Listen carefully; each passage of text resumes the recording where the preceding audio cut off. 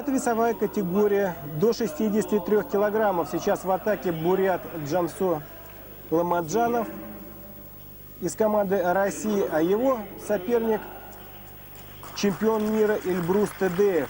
Чемпион мира 95-го года, считается фаворитом в этой встрече.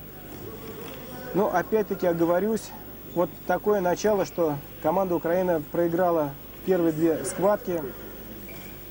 Похоже, что лишила наших оппонентов боевого духа. И посмотрим, сумеет ли в этой встрече Эльбрус Тедеев победить.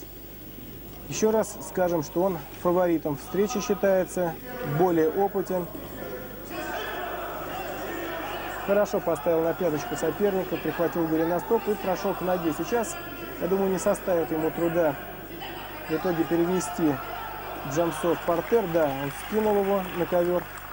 И я думаю, что заработает выигрышный балл. Похоже, что пытается сделать больше, перевести в опасное положение россиянина. Ну, Ламаджапов великолепно тоже растянут. Посмотрите, он рукой правую ногу сдерживает соперника. Балл отдает. Ну, избежал опасного положения.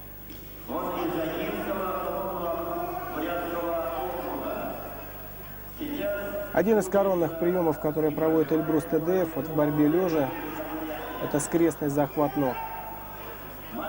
Я думаю, что по ходу поединка мы увидим это техническое действие.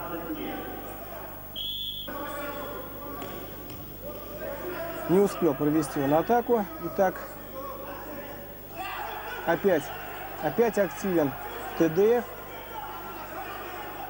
Сделает еще один балл.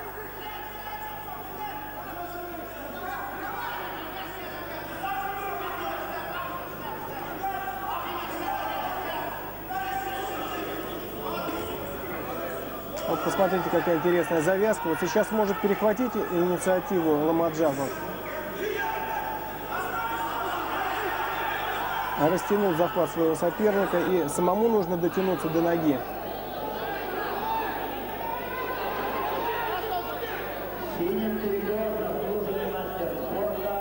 Ну и уже себя не очень хорошо чувствует Тедеев.